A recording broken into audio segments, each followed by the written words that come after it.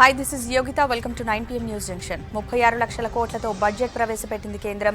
Petrol ఉత్పత్తులపై కొత్తగా agri cess ప్రతిపాదించారు. సంక్షేమానికి ప్రాధాన్యం ఇచ్చామని బీజేపీ అంటే బడ్జెట్తో పేదలకు ఒరిగిందేమీ లేదని విపక్షాలు కామెంట్ చేశాయి. రాష్ట్రంలో తెరుచుకున్న స్కూళ్లు బడుగు కులాలపై కామెంట్లకు క్షమాపణ చెప్పిన ధర్మారెడ్డి ఈ నెల 6న దేశవ్యాప్త ఆందోళనలకు రైతుల పిలుపు. మరిన్ని డీటెయిల్స్ చూసే ముందు హెడ్లైన్స్ చూద్దాం. 36 లక్షల కోట్లతో బడ్జెట్ పెట్టిన ఆర్థిక మంత్రి 2,23,000 కోట్లతో హెల్త్ కు ప్రాధాన్యం. పెట్రోల్ ఉత్పత్తులపై కొత్తగా అగ్రి ఇన్ఫ్రాసెస్ భారం పడకుండా ఎక్సైజ్ సుంకం తగ్గింపు. ఆదాయపు పన్ను స్లాబుల్లో మార్పులు లేవు. బీమా రంగంలో ఎఫ్డీఐలు 74% పెంపు. బడ్జెట్తో రైతుల ఆదాయం డబుల్ అన్న మోడీ, సంక్షేమానికి ప్రాధాన్యమన్న బీజేపీ లీడర్లు. కార్పొరేట్ల కోసమే బడ్జెట్ పెట్టారన్న రాహుల్, దేశాన్ని అమ్మకానికి పెట్టారన్న కాంగ్రెస్ లీడర్లు. పంట కొనుగోలు కేంద్రాలు ఉండాల్సిందేనన్న ఈటెల, రైతు బంధుపై రైతుల మాటని సీఎంకు చెబుతానని కామెంట్. రామ మందిరంపై వ్యాఖ్యలకు టీఆర్ఎస్ క్షమాపణ చెప్పాలి. రేపు రాష్ట్ర వ్యాప్తంగా నిరసనలకు బీజేపీ పిలుపు. కులాలపై తన కామెంట్లు తప్పైతే సారీ అన్న ధర్మారెడ్డి, ఎమ్మెల్యే తీరుపై కేసీఆర్ స్పందించాలని నేతల డిమాండ్. రాష్ట్రంలో తెరుచుకున్న స్కూళ్లు, కాలేజీలు, కొన్ని చోట్ల స్టూడెంట్స్, టీచర్లతోనే క్లీనింగ్ పనులు. ఈ నెల 6న దేశవ్యాప్త ఆందోళనకు రైతుల పిలుపు. ధాన్యం కొనుగోళ్లకు బడ్జెట్లో కేటాయింపులు లేవన్న లీడర్లు.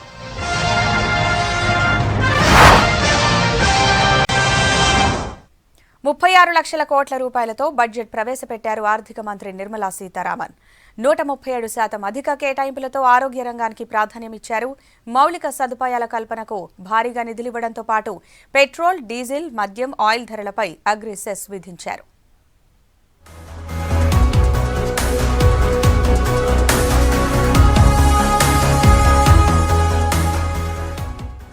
ఆత్మనిర్భర్ భారత్ లక్ష్యంగా 36 లక్షల కోట్లతో 2021-22 వార్షిక బడ్జెట్ ప్రవేశపెట్టారు కేంద్ర ఆర్థిక మంత్రి నిర్మలా సీతారామన్. 6 మూల స్తంభాలపై బడ్జెట్ రూపొందించామన్నారు నిర్మల. ఆరోగ్యం, మౌలిక సదుపాయాలు, సమ్మిళిత వృద్ధి, మూలధనం పెంపు, innovation and research and development, కనిష్ట పాలన, అధిక పర్యవేక్షణ అనే అంశాలను పరిగణలోకి తీసుకున్నామన్నారు.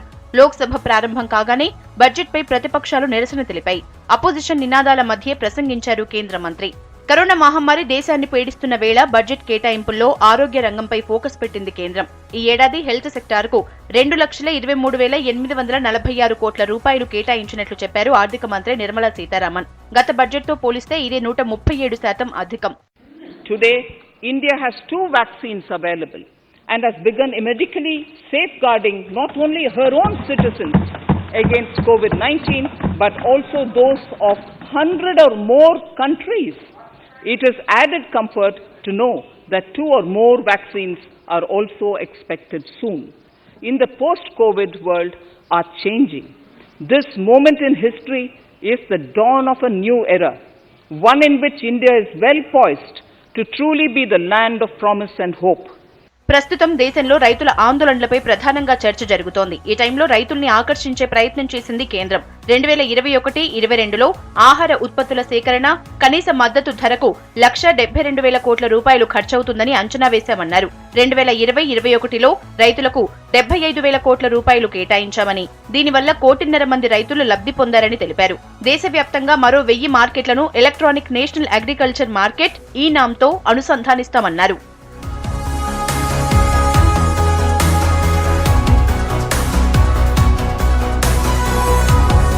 పెట్రోల్ పై 2.5 రూపాయలు, డీజిల్ పై 4 రూపాయల అగ్రి ఇన్ఫ్రాసెస్ విధించనున్నట్లు ఆర్థిక మంత్రి నిర్మలా సీతారామన్ బడ్జెట్ ప్రసంగంలో ప్రకటించారు. అయితే ఇన్ఫ్రాసెస్ పెంపుతో రేట్లేం పెరగవని చెప్తోంది కేంద్రం. ఎక్సైజ్ ట్యాక్స్ తగ్గిస్తామని, దాంతో వినియోగదారులపై ఎలాంటి భారం పడదని చెప్పారు Nirmala Sitharaman. Our government has kept fuel supplies running across the country without interruption during the COVID-19 lockdown period. Taking note of the crucial nature of this sector in people's lives, the following key initiatives are being announced. Ujjwala scheme, which has benefited 8 crore households, will be extended to cover 1 crore more beneficiaries in next 3 years to the city gas distribution network. Nirmala Sitharaman తన బడ్జెట్లో senior సిటిజన్లకు కొన్ని వెసులుబాట్లు కల్పించారు. 75 ఏళ్లు దాటిన senior సిటిజన్లు IT returns దాఖలుకు మినహాయింపు కల్పిస్తున్నట్లు ప్రకటించారు. Pension, వడ్డీ ఆదాయం ఆధారంగా ఐటీ మినహాయింపు కల్పిస్తున్నట్లు చెప్పారు. కేంద్రం తాజా నిర్ణయంతో పెన్షన్, వడ్డీతో జీవించే వారికి ఐటీ రిటర్న్స్ దాఖలు నుంచి మినహాయింపు లభించనుంది. అయితే ఆదాయ పన్ను స్లాబుల్లో మార్పులుంటాయని ఆశించిన వర్గాలకు మాత్రం నిరాశ ఎదురైంది. ఆదాయ పన్ను స్లాబుల్లో ఈ బడ్జెట్లో ఎలాంటి మార్పులు చేయలేదు కేంద్ర ప్రభుత్వం.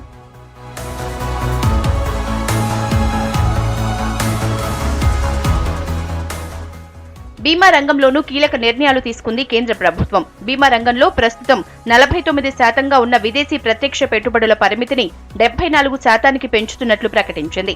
ఇక లైఫ్ ఇన్సూరెన్స్ కార్పొరేషన్ ఆఫ్ ఇండియాను ఈ ఏడాదే పబ్లిక్ ఇష్యూకు తీసుకురానున్నట్లు చెప్పారు నిర్మలా సీతారామన్. 2021-22 బడ్జెట్ నేపథ్యంలో ఎయిర్ ఇండియా, షిప్పింగ్ కార్పొరేషన్ పెట్టుబడుల్లో ఉపసంహరణకు గ్రీన్ సిగ్నల్ ఇస్తున్నట్లు ప్రకటించింది. అదేవిధంగా ఐడీబీఐ, భారత్ ఎర్త్ మూవర్స్ పెట్టుబడుల్ని ఉపసంహరించుకుంటున్నట్లు ప్రకటించింది.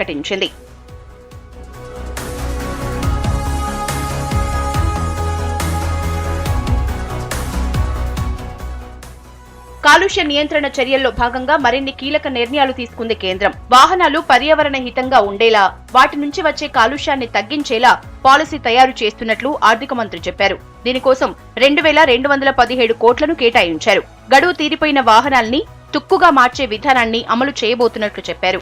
దీనిలో భాగంగా పర్సనల్ వెహికల్స్ లైఫ్ టైం 20 ఏళ్లు, కమర్షియల్ వెహికల్స్ లైఫ్ టైం 15 ఏళ్లుగా నిర్ణయించారు. దీనికి సంబంధించిన పూర్తి వివరాల్ని త్వరలోనే చెప్తామన్నారు. పాత వెహికల్స్ కు చెక్ పెట్టి కొత్త వెహికల్స్ సేల్స్ పెంచాలన్న కేంద్ర నిర్ణయంతో స్టాక్ మార్కెట్లలో ఆటోమొబైల్ షేర్ల దూకుడు కనిపించింది. బడ్జెట్ డే వచ్చిందంటే చాలా మంది దృష్టి మొత్తం స్టాక్ మార్కెట్లపైనే ఉంటుంది. ఈసారి బడ్జెట్ మార్కెట్లతో పాటు ఇన్వెస్టర్లలోనూ జోష్ నింపింది. గత వారంలో వరుస నష్టాలతో డీలా పడిన మార్కెట్లు బడ్జెట్ అనౌన్స్మెంట్ తో ఒక్కసారిగా పరుగులు పెట్టాయి. సెన్సెక్స్ 2314 పాయింట్లు లాభపడి 48600 పాయింట్లకు చేరింది. నిఫ్టీ 646 పాయింట్లు లాభపడి 14281కి చేరింది. చరిత్రలో మొదటిసారి పేపర్లెస్ బడ్జెట్ ప్రవేశపెట్టారు కేంద్ర ఆర్థిక మంత్రి నిర్మలా సీతారామన్. కరోనాతో ఈసారి బడ్జెట్ ప్రతుల్ని ప్రింట్ చేయలేదు. దీంతో బడ్జెట్ పత్రాలకు బదులు ట్యాబ్ తో పార్లమెంటుకు వచ్చారు నిర్మల. గతంలో బడ్జెట్ కాపీలను ఆర్థిక మంత్రులు లెదర్ సూట్ కేసుల్లో తీసుకొచ్చేవారు. అయితే 2019-20లో నిర్మలా సీతారామన్ సంప్రదాయ వస్త్రం లాంటి సంచిలో బడ్జెట్ పత్రాల్ని తీసుకొచ్చారు. ఈ ఏడాది కరోనాతో ట్యాబ్ లో బడ్జెట్ పద్దును తీసుకొచ్చారు. బడ్జెట్ ఎన్ని లక్షల కోట్లైనా సామాన్యులు ఎదురుచూసేది మాత్రం వేటి రేట్లు తగ్గుతాయి, వేటి రేట్లు పెరుగుతాయని. తమపై నేరుగా ఎలాంటి ఇంపాక్ట్ ఉండబోతోందని. అయితే ఈ బడ్జెట్లో సామాన్యులు వాడే కొన్ని వస్తువుల రేట్లు పెరిగే అవకాశాలే ఎక్కువగా కనిపిస్తున్నాయి.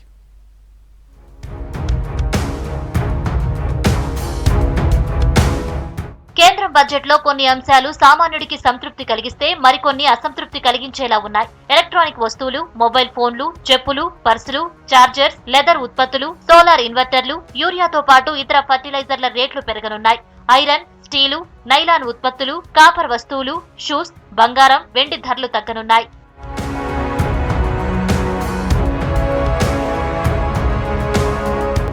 క్రూడ్ పామాయిల్ పై 17.5%, సోయాబీన్, పొద్దుతిరుగుడు ముడి నూనెపై 20% అగ్రి ఇన్ఫ్రా సెస్ విధిస్తున్నట్టు బడ్జెట్లో చెప్పారు. దీంతో ఆయిల్ రేట్లు పెరగనున్నాయి. ఈ సెస్ ద్వారా ఏటా దాదాపు 30,000 కోట్లు ప్రభుత్వ ఖజానాకు అందనున్నాయి.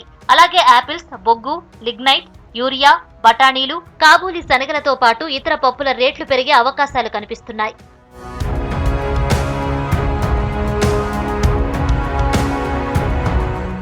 బేవరేజెస్ పై 100% సెస్ ని ప్రతిపాదించింది కేంద్రం. దీనివల్ల రానున్న రోజుల్లో మద్యం రేట్లు రెట్టింపయ్యే అవకాశాలు కనిపిస్తున్నాయి. కాటన్ పై 10% కస్టమ్స్ డ్యూటీ విధిస్తున్నట్టు ప్రకటించారు ఆర్థిక మంత్రి Nirmala Sitharaman. Raw silk, yarn silk పై ట్యాక్స్ 10 నుంచి 15% పెంచారు. దీనివల్ల విదేశాల నుంచి దిగుమతి చేసుకునే ప్రీమియం దుస్తుల రేట్లు పెరిగే ఛాన్స్ ఉంది.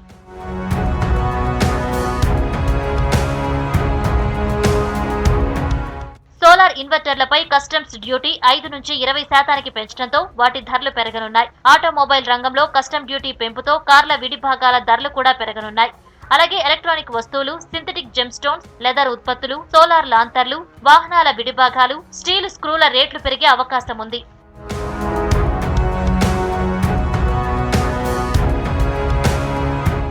మొబైల్ ఫోన్ విడిభాగాలపై 2.5% కస్టమ్ డ్యూటీ విధిస్తున్నట్టు నిర్మలా సీతారామన్ ప్రకటించారు. చార్జర్ విడిభాగాలపై ఇప్పటి వరకు ఉన్న మినహాయింపులను ఎత్తేస్తూ నిర్ణయం తీసుకున్నారు. దేశీయంగా మొబైల్ విడిభాగాల తయారీ రంగం అభివృద్ధి చెందుతుందని, దాన్ని మరింత బలోపేతం చేసేందుకు ఈ నిర్ణయం తీసుకున్నామన్నారు ఆర్థిక మంత్రి. కేంద్రం తీసుకున్న ఈ నిర్ణయంతో మొబైల్ రేట్లు పెరగనున్నాయి.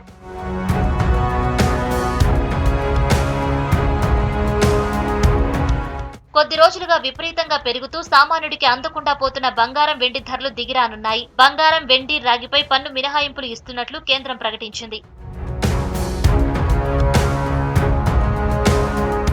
అన్ని వర్గాల ఆకాంక్షలు నెరవేర్చేలా బడ్జెట్ ఉందన్నారు ప్రధాని మోడీ. మెడికల్, హెల్త్ సెక్టార్లతో పాటు వ్యవసాయ రంగానికి అధికంగా కేటాయింపులు చేసినట్టు చెప్పారు. ఆత్మనిర్భర్ భారత్ ను సాకారం చేసేలా బడ్జెట్ ఉందన్నారు బీజేపీ నేతలు.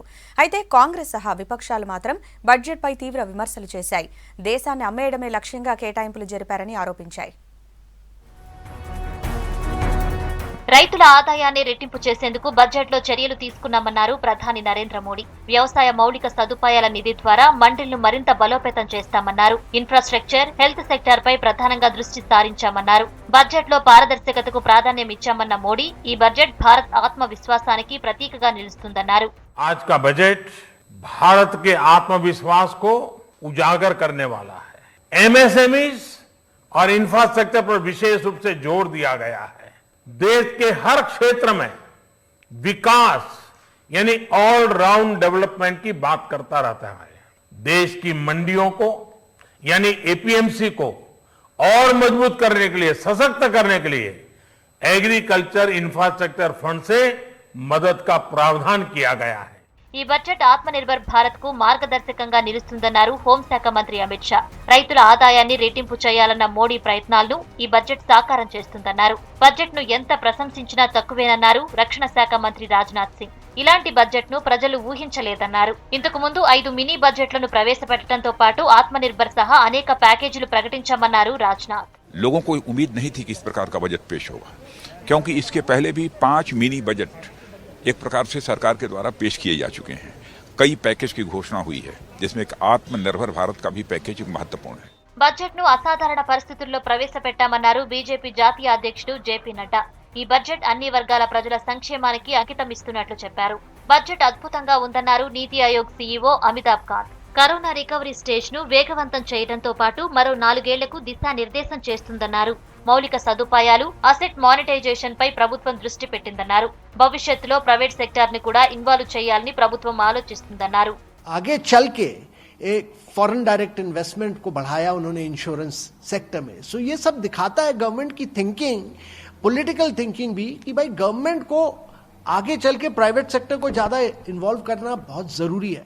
దేశాన్ని అమ్మకానికి పెట్టాలని కేంద్రం భావిస్తుందని విమర్శించింది కాంగ్రెస్. కేంద్రం ఓ సాధారణ బడ్జెట్ ప్రవేశపెట్టిందని ఆ పార్టీ లీడర్లు విమర్శించారు. పేదలకు నేరుగా నగదు బదిలీ పథకాన్ని ఊహించామని, కానీ అలాంటిదేం జరగలేదన్నారు. ఎన్నికలున్న రాష్ట్రాలే లక్ష్యంగా కేటాయింపులు జరిపారని ఆరోపించారు. ప్రైవేటీకరణకు మరిన్ని దారులు తెరిచిందన్నారు. कुछ राज्यों में चुनाव है, चुनाव के मद्देनजर रोड फॉर वोट बना दिया. बहुत सारे पैसा खर्चा करने की तो बात किए हैं, लेकिन हमें क्या मिला? The intent of the government is clear. Let the PSBs bleed slowly so that they can all be privatized in the short term.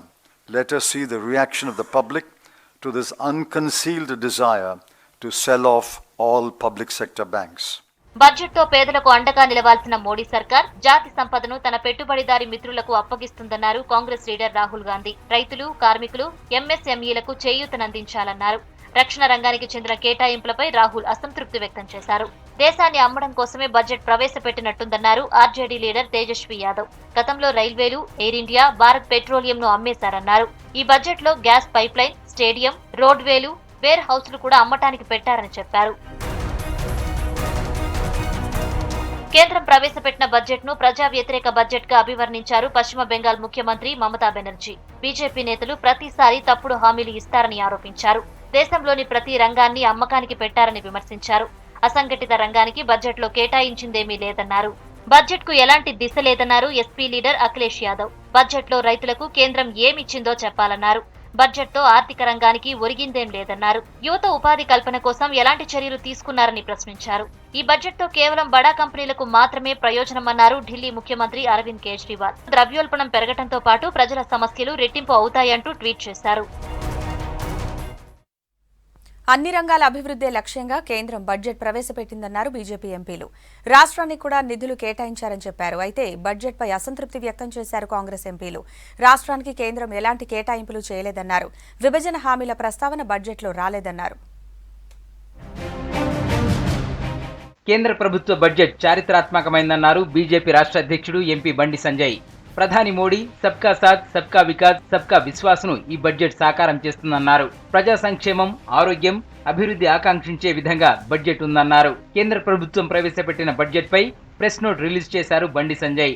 మరో 1 కోటి మంది మహిళలకు ఉజ్వల పథకం కింద ఉచిత సిలిండర్లు ఇస్తామనడం గొప్ప విషయమన్నారు.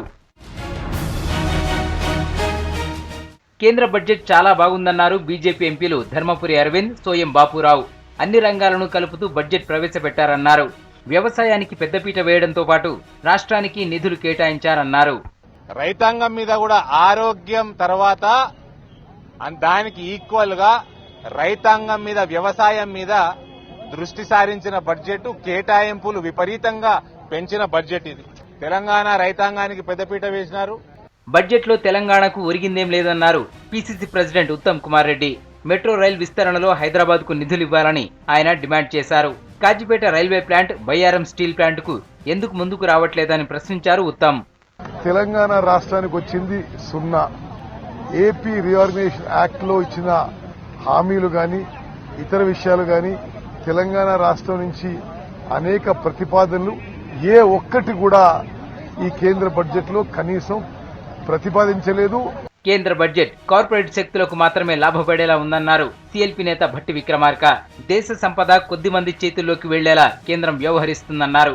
ఎన్నికలున్న రాష్ట్రాలకు బడ్జెట్ కేటాయింపులు చేశారని మండిపడ్డారు భట్టి.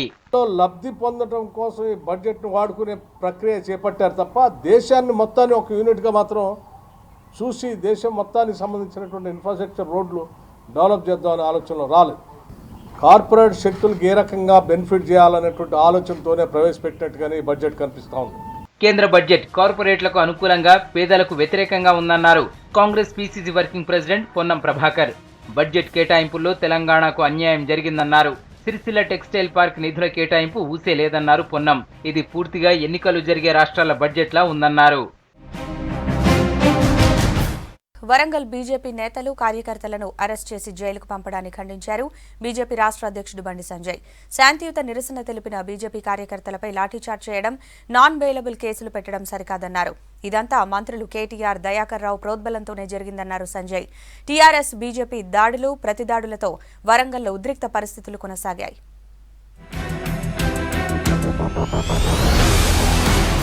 టీఆర్ఎస్ పరకాల ఎమ్మెల్యే చల్లా ధర్మారెడ్డి ఇంటిపై దాడి చేశారంటూ 56 మంది బీజేపీ కార్యకర్తలపై కేసు పెట్టారు వరంగల్ పోలీసులు. ఇందులో 43 మందిని కోర్టులో హాజరుపరిచారు. వీళ్లకు 14 రోజుల రిమాండ్ విధించింది కోర్టు. చల్లా ధర్మారెడ్డి ఇంటిపై దాడి కేసులో వరంగల్ అర్బన్ జిల్లా బీజేపీ అధ్యక్షురాలు రావు పద్మను A1 గా, వరంగల్ రూరల్ జిల్లా అధ్యక్షుడు కొండేటి శ్రీధర్ ను A2 గా చూపించారు పోలీసులు.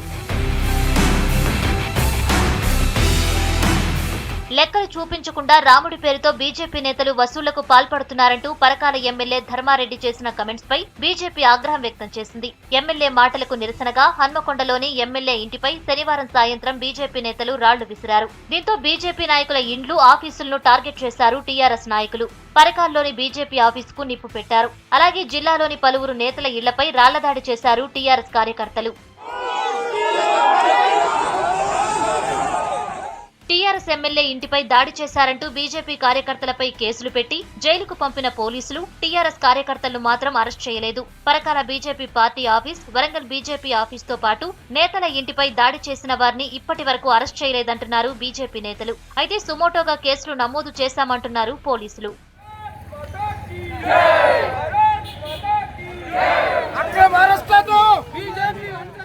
టీఆర్ఎస్ బీజేపీ నేతల దాడులు, ప్రతి దాడులతో వరంగల్లో ఉద్రిక్తత కొనసాగింది. బీజేపీ నేతలు, కార్యకర్తలను కలిసేందుకు పరకాల వెళ్తున్న నేతలను అడ్డుకున్నారు పోలీసులు.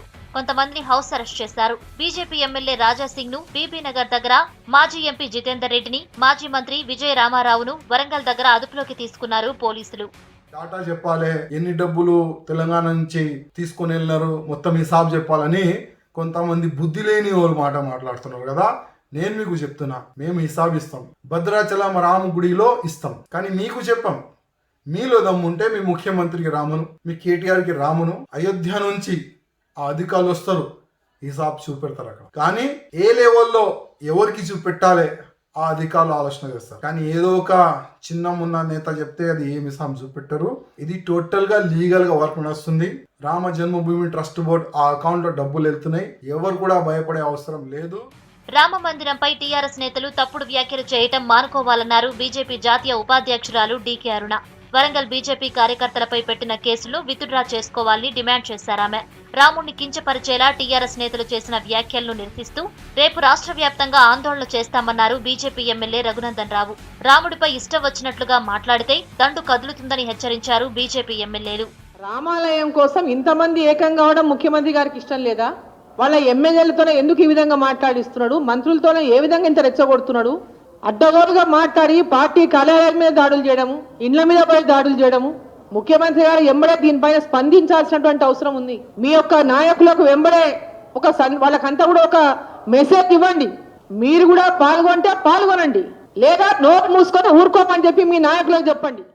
భగవాన్ శ్రీరామచంద్రుని అవమానించేటువంటి రీతిలో మాట్లాడుతూ కార్యక్రమాలు చేస్తున్నటువంటి కొంతమంది ఎమ్మెల్యేలకి, మంత్రులకి వ్యతిరేకంగా రేపు అన్ని మండల కేంద్రాల్లో రాముణ్ణి అవమానించినటువంటి వ్యక్తులు బహిరంగంగా క్షమాపణ చెప్పాలనేటువంటి నినాదంతో మూతికి నల్లగుడ్డలు కట్టుకుని ఎక్కడికక్కడ అన్ని మండల కేంద్రాల్లో రామచంద్రుల వారి పటాలను పట్టుకుని ఒక ఊరేగింపు నిర్వహించాలని చెప్పి రామభక్తులందరికీ రామదండుకి సందర్భంగా పిలుపునిస్తా ఉన్నారు. రామమందిర విరాళాలపై తాను చేసిన వ్యాఖ్యలకు కట్టుబడి ఉన్నానని స్పష్టం చేశారు టీఆర్ఎస్ ఎమ్మెల్యే చల్లా ధర్మారెడ్డి. విరాళాల సేకరణపై లెక్కలు చెప్పాల్సిందేనన్నారు. బీజేపీ వాళ్లే ఎందుకు విరాళాలు సేకరించాలో చెప్పాలన్నారు ధర్మారెడ్డి. అది కాదు, మన దాన్ని ఇంకా కట్టిపుచ్చుకొని సైలెంట్ అయిపోక లెక్కలు ఇప్పుడు కూడా లెక్కలు చెప్పాలి సన్యాసులు సపడే పోయిగా అంతే. దట్స్ నువ్వు లెక్క చెప్పిన రోజు నన్ను నన్ను విలువ నేను వస్తాను. ఇంకా దాని గురించి ఈ లెక్క ఆ లెక్క అనుకుంటా కూడా మళ్ళీ మాట్లాడింది ఇప్పుడు కూడా అదే స్టాండ్ లో ఉన్నాడు. మీకు ఏమవసరాలు బుక్కులు తీసుకొని తిరుగుతా ఉన్నాను. ఉద్రిక్తత నేపథ్యంలో వరంగల్లోని ప్రజాప్రతినిధుల ఇళ్ల దగ్గర పోలీసు బందోబస్తు కంటిన్యూ అవుతోంది. పార్టీ కార్యాలయాల దగ్గర కూడా సెక్యూరిటీ పెంచారు.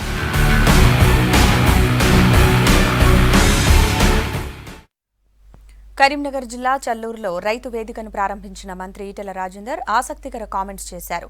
బాజాప్తా గ్రామాన కొనుగోలు కేంద్రాలు ఉండాల్సిందే, ధాన్యం కొనుగోలు జరగాల్సిందే అన్నారు. తాను మంత్రిగా ఉండొచ్చు, ఇంకో పదవిలో ఉండొచ్చుగాక రైతు ఉద్యమం ఎక్కడున్నా తన మద్దతు ఉంటుందని తెలిపారు.